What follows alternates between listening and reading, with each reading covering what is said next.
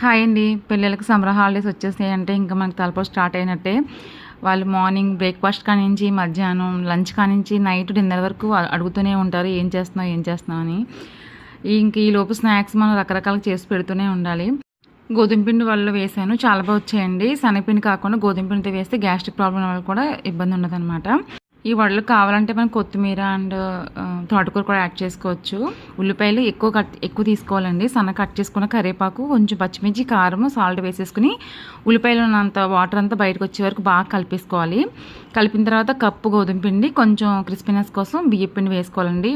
ఎక్కువ గోధుమ పిండి కూడా పట్టదు, ఎక్కువ ఉల్లిపాయలే ఉండాలన్నమాట. ఆయిల్ హీట్ అయిన తర్వాత 1 బై 1 వడలు వేసేసుకోవడమే.